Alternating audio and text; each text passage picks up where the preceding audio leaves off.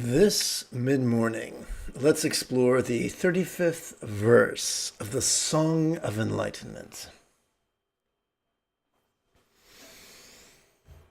This is Lama Jigme Gyatso of the Buddha Joy Meditation School. Welcome to Meditate Like a Jedi, brought to you by the kind folks who support me on Patreon for about $1 a month.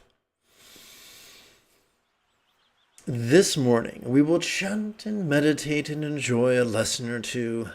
But first, if you love Star Wars and you wish to meditate as profoundly as transformatively as Obi-Wan Kenobi upon the toasty sands of Tatooine under the guidance of Qui-Gon Jinn, be sure to subscribe and ring that notification bell. The moment you have a question about Buddhist meditation or Buddhist philosophy or how to apply them, immediately type your question in great detail in the chat window on the right-hand side of the screen. The more precise your question, the more satisfying an answer you will receive.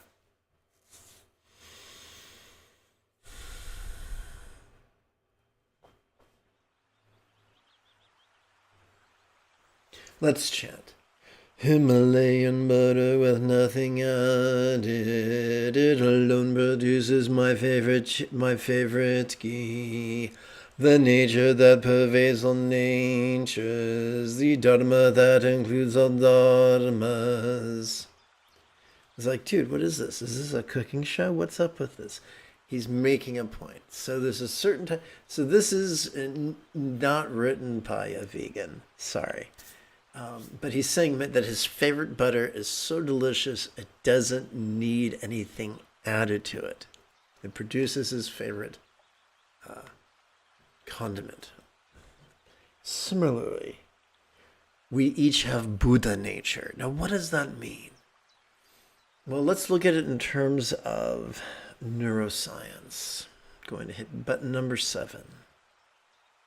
Gonna hit it hard. Gonna hit it like it owes me money. So, every healthy vertebrate life form, especially humans, have a Buddha nature. Now, Buddha nature is an Iron Age way of expressing what we can now express with greater precision because we have fMRI machines. What it means is we each have a sympathetic nervous system capable of practicing mindfulness. We each have a parasympathetic nervous system capable of relaxation and release that can free us from the tyranny of a fear-oriented amygdala and help us dwell habitually in the way we were supposed to in our anterior cingulate gyrus, the seat of empathy, the hub of our mirror neurons. So I just shared a bunch of vocabulary words with you. Bottom line, we are wired to notice for mindfulness and meditation and empathy. That's wild. So it isn't like we've put together a 5,000-piece puzzle and we're missing one. We already have the equipment to become a Buddha. That's huge. So I'm going to return to the text. Wrong button. Let's see. Returning to the text. Boom. Soil stewardship and pesticide free. Nothing beats the flavor of organic food. The two truths are ubiquitous. All that can be perceived can be released.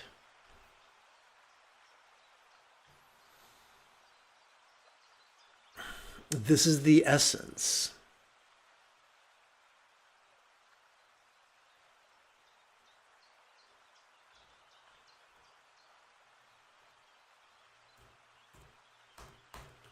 This is the essence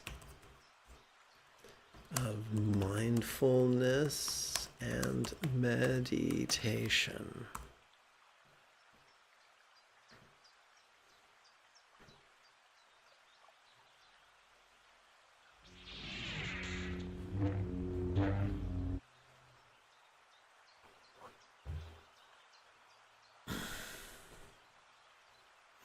we've come to the practice text. I titled it Secular Meditations of Loving Kindness, True Knowledge, and Liberation. It is based upon my understanding of the teachings of the Anapanasati Sutta and the Metta Sutta, ancient meditation manuals. This is a collection of 24 meditations, or more precisely, let's see, 24, 16, 12 meditations, 16 meditations, and 12 contemplations. Now that can seem overwhelming, so it's probably easier to think of it in terms of 6 sets of 4 exercises. This is our first set of 4 contemplations. Their common denominator is love. Satipatthana is just a fancy word for the 4 bases of mindfulness. The first base of mindfulness is the circumstantial. So we lovingly wish that all beings everywhere enjoy very good fortune. Now, a monosyllabic synonym for good fortune is boon. Now, here's the good news. It's not our job to play magician. We don't have to make magic happen. We don't have to emote. We don't have to visualize. We don't have to believe. Here's all we got to do. As we breathe in, we're going to recite the noun boon. As we breathe out, we're going to recite the pronoun all. By blending the recitation, the silent and mental recitation of these words, with our inhalations and our exhalations and our relaxations, we will find ourselves training the neural pathways responsible for empathy. This is huge. Let's play with this right now. Let's sit in impeccable posture and practice.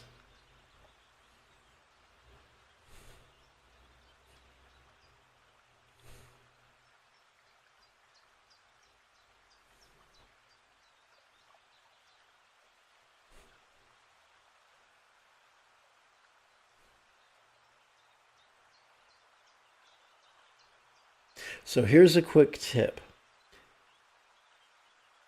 Short inhalations, longer exhalations. Don't force it. Allow your body to follow its natural wiring.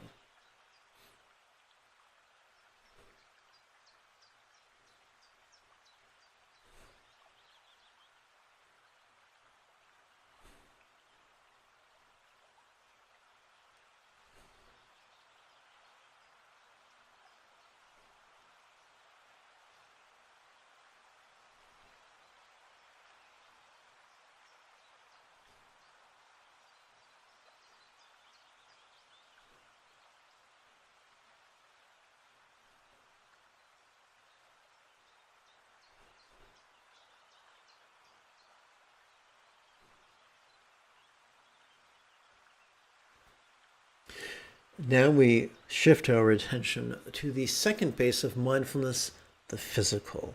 We lovingly wish that each being of each world, real or imagined, now enjoy optimal health. Remember, it's not our job to be Gandalf the Grey.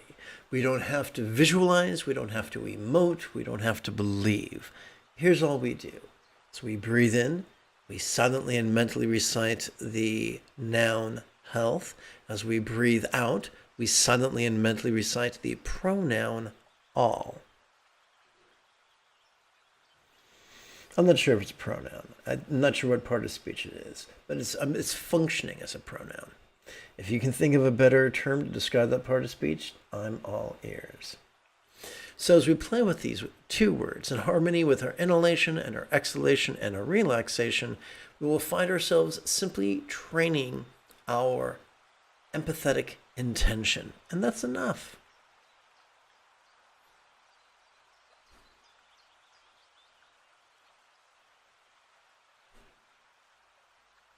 Short inhalations, longer exhalations.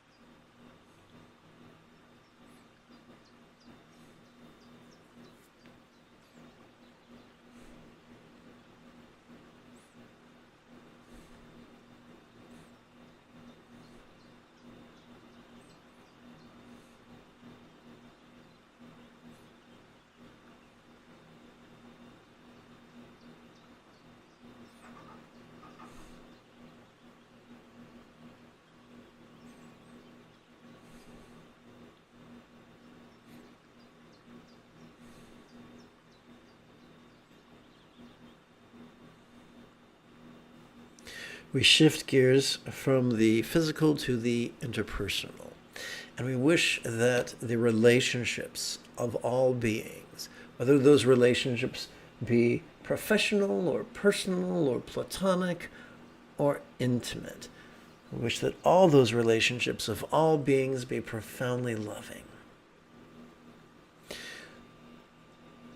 In societal systems that reward selfishness, to think of others' needs is truly subversive.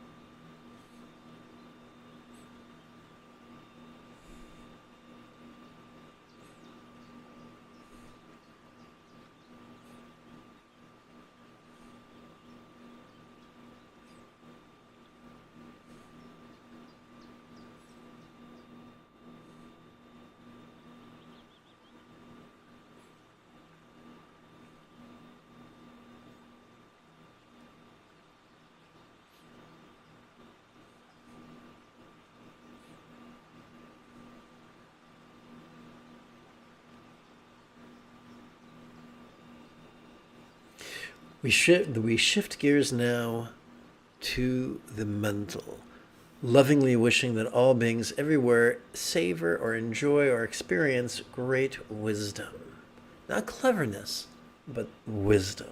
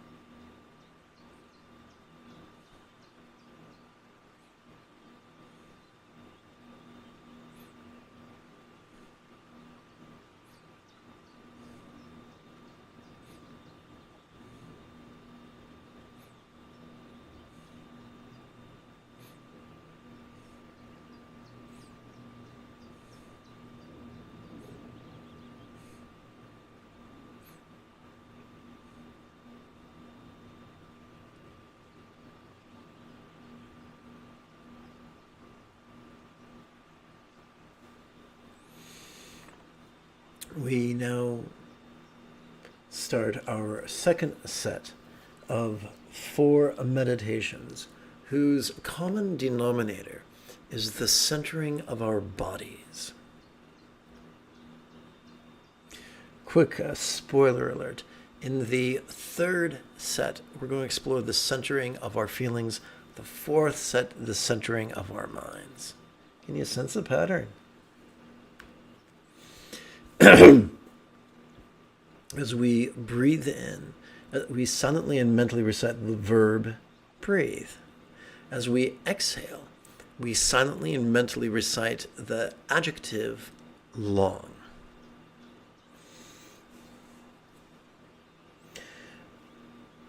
Exhaling in a long, gentle manner is relaxing. So now you have relaxation on tap.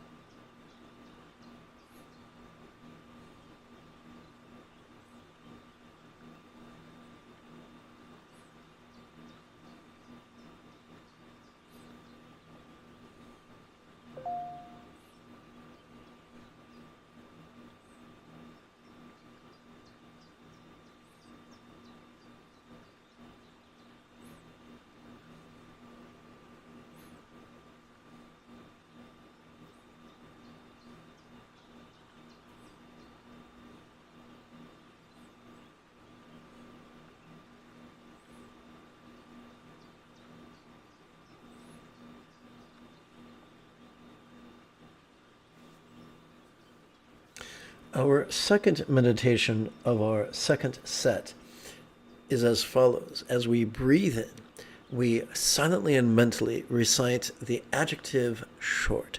As we exhale, we silently and mentally recite the noun breath.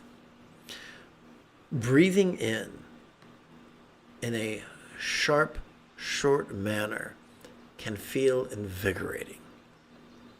So the key to really getting the most out of the Buddha's meditations is to get to breathe in such a manner as to allow our inhalations to be short and our exhalations to be long. In other words, to let our circuitry do what it has evolved to do. Here's an example. When you are startled, when anyone is startled, our hardwired evolutionary response is to take a short, sharp breath, open wide our eyes, and turn, even just a little bit. Doing so accesses our peripheral vision, putting us into a mode where we can rapidly take in the most data as quickly as possible. This was developed in our ancestors as a survival mechanism. It is part of our natural wiring.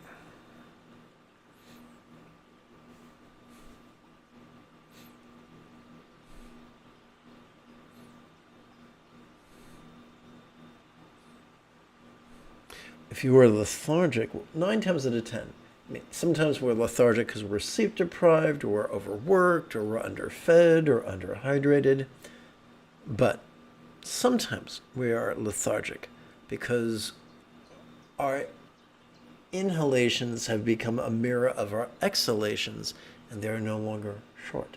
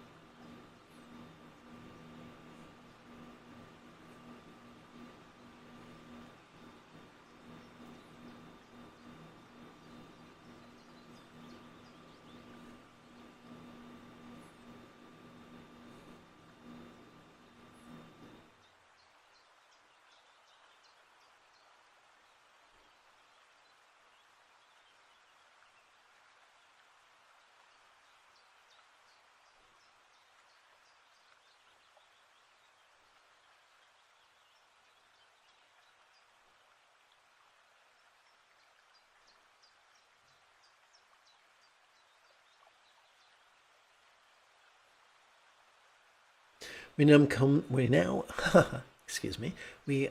come to the third meditation of our second set. During the inhalation, we silently and mentally recite the verb taste, which serves as a metaphor of noticing. As we exhale, we silently and mentally recite the noun form, which serves as a synonym for our body. A fringe benefit of the verb taste is that it causes our subtle energy to coalesce at our navel, like the Tibetan practice of tumo, or inner heat.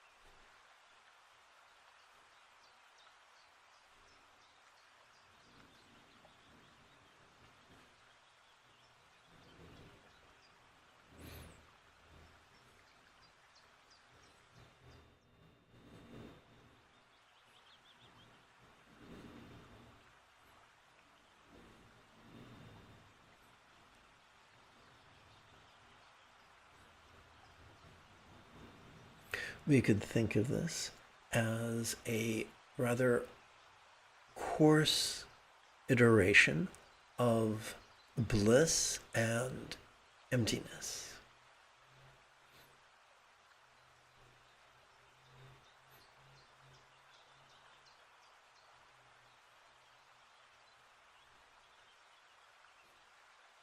The tantric practice, known sometimes as, in Tibet, as tikle.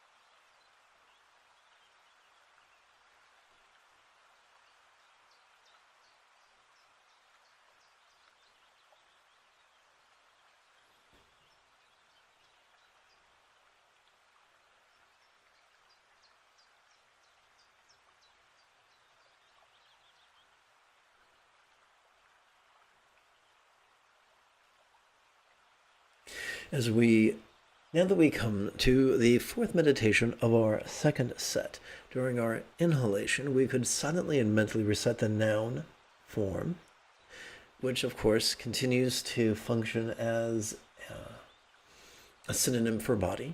During our exhalation, we can silently and mentally recite the verb ease, which functions as a synonym, that's the word I'm looking for, a synonym of relax. And we could explore this as a very coarse iteration of the union of awareness and emptiness, described by some as dzogchen or trekcho.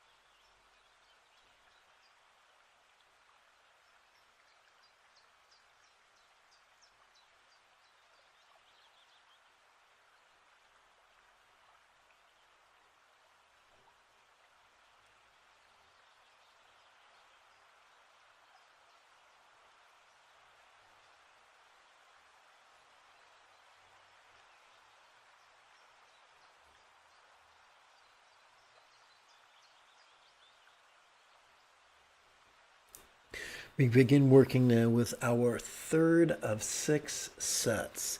The common denominator of this set is going to be the centering of our feelings. Remember, when you have a question about Buddhist meditation or Buddhist philosophy or of their application, type that question in great detail in the chat window on the right-hand side of your screen.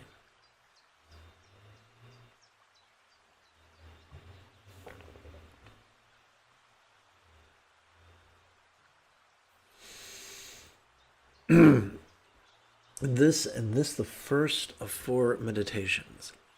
We get to explore the first jhana. We get to taste the first jhana's blissful joy. We do this by grinning gently with the corners of our mouth, the apples of our cheeks, and the crow's feet of our eyes. Therefore, it should come as a little surprise that during the inhalation, we're going to silently and mentally recite the verb grin. During our exhalation, we're going to, again, silently and mentally recite the noun form, referring to our bodies of flesh, blood, and bone. You could describe this as a practice, as a coarse practice, not a very coarse, but a coarse practice, again, of bliss and letting go.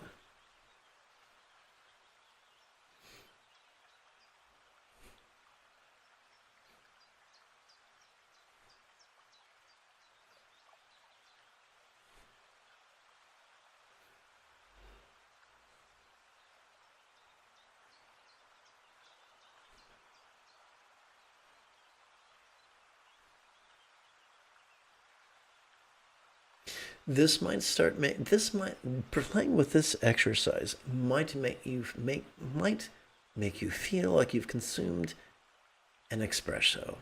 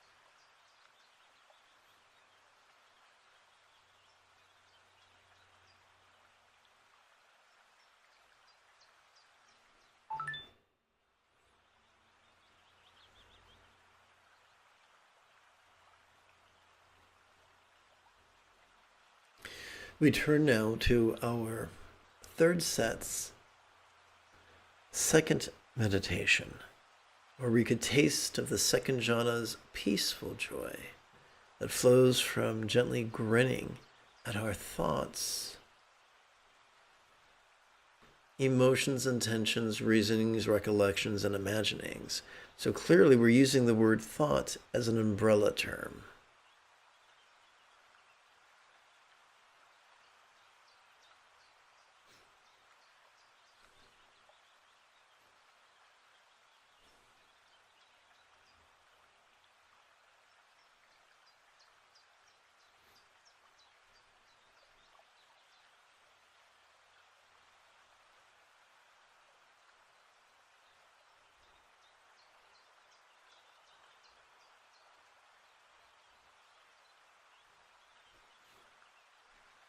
Working with the verb think when we work with the verb think, it could feel like our subtle energies are coalescing in our upper abdomen.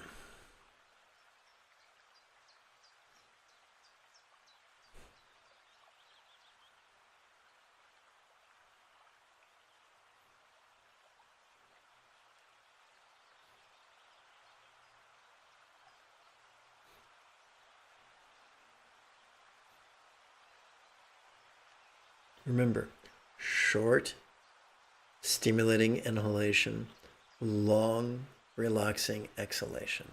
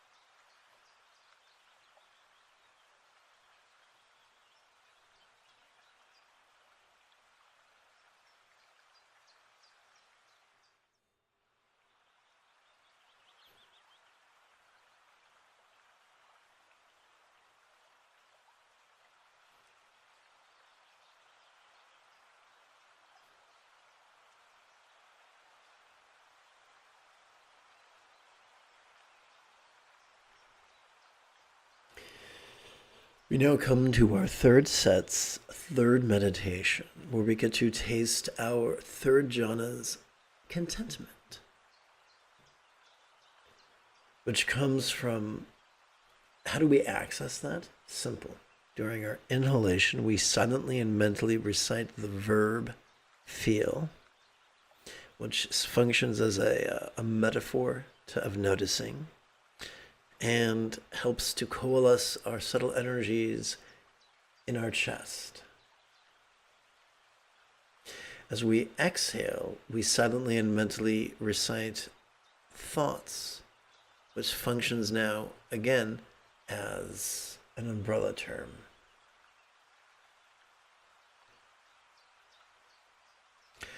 For our emotions, intentions, reasonings, recollections, and imaginings.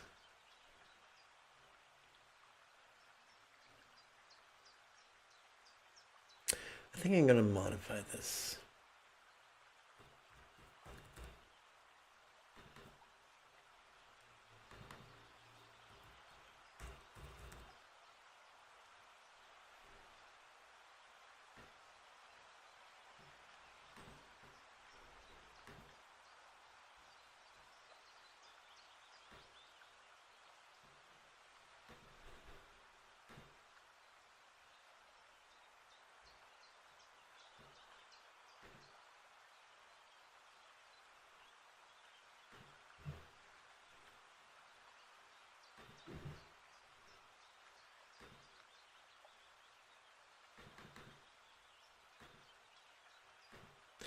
I apologize for gumming things up with a bit of the old editing. Thank you for being so understanding.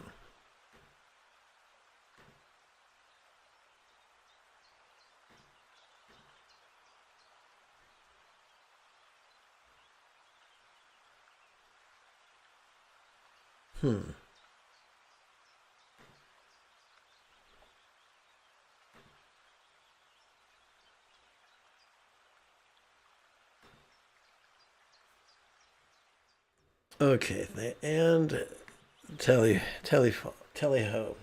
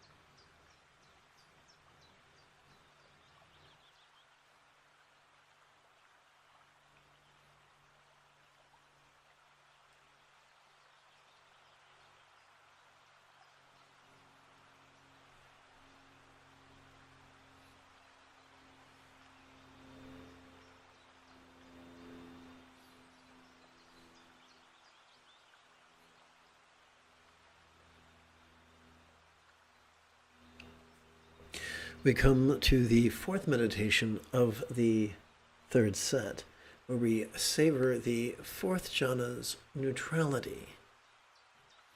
As we breathe in, we silently and mentally recite the noun thoughts.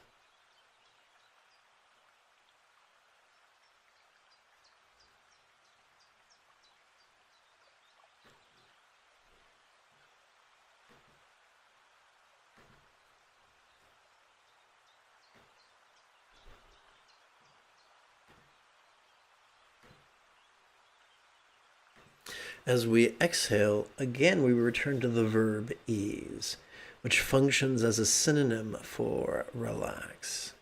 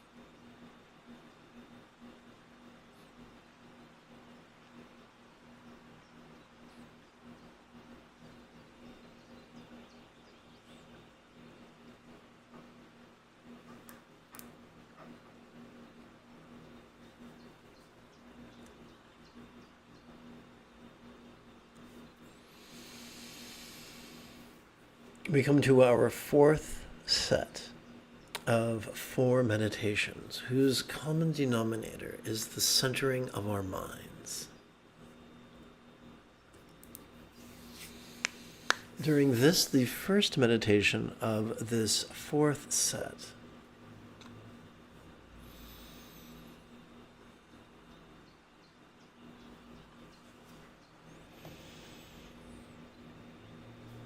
actually, I think it'd be more accurate to describe it as, since the first set was actually a set of contemplations, this is actually our 3rd set of meditations.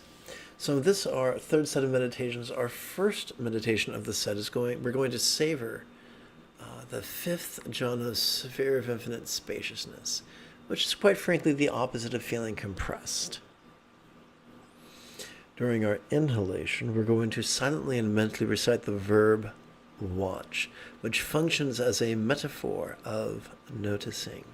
The unique thing about the verb watch is it tends to center our energy at our crown in a manner that is practiced in Tibetan Buddhism. It's known as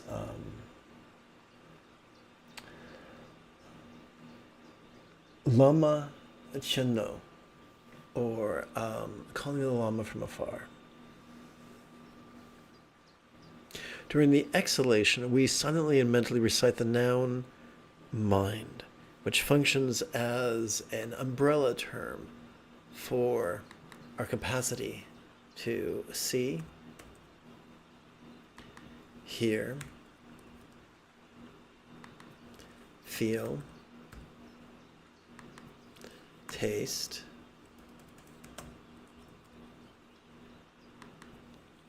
smell, and the like.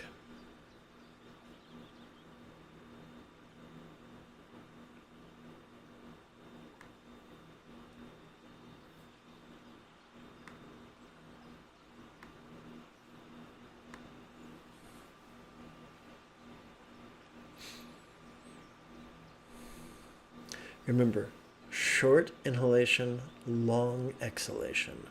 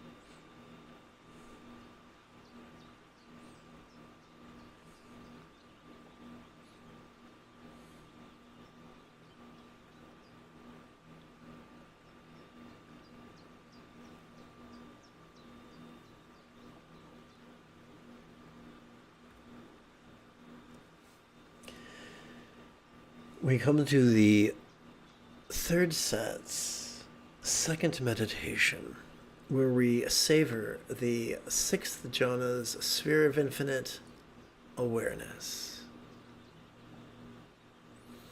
How do we do this? During the inhalation, we return to the verb grin, describing a subtle smile, dancing at the corners of our mouth, the apples of our cheeks, and the crow's feet of our eyes. During our exhalation, we silently and mentally recite the noun mind.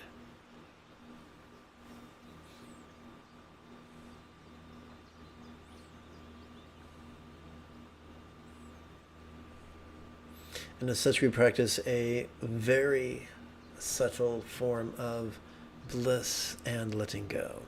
Bliss and emptiness.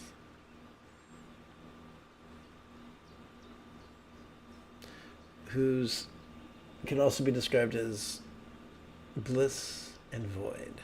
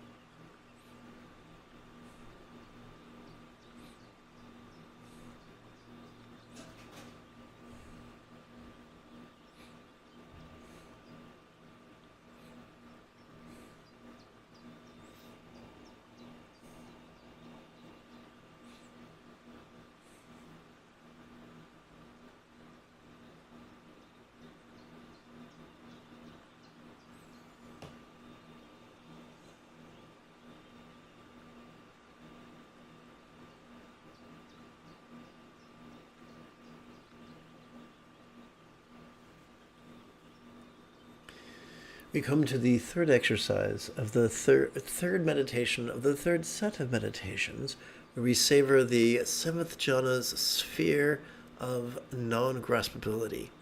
During our inhalation, we silently and mentally recite the noun mind.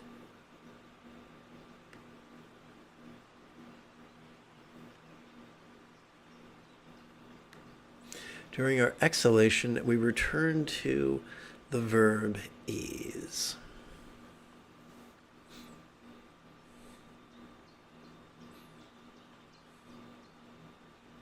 You could think of this as the subtle practice of awareness and emptiness.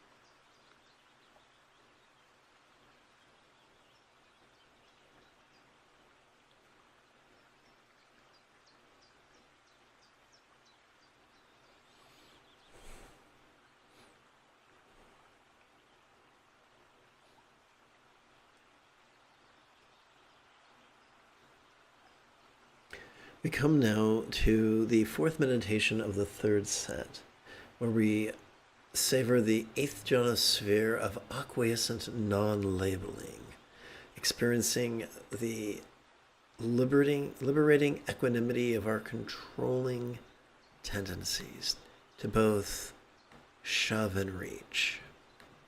Again, as we breathe in, we silently and mentally return to recite the noun mind.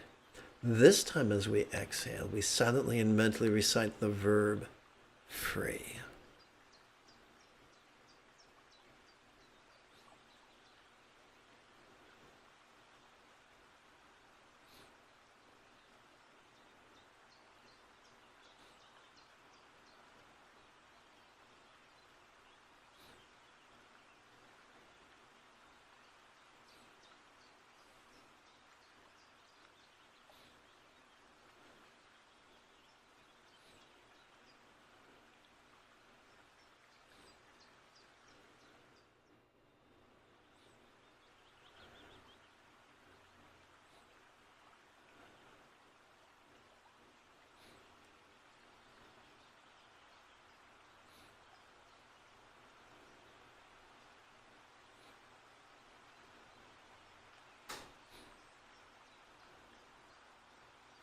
So let's seal this late morning's practice with a bit of the old contemplation of kind ethics.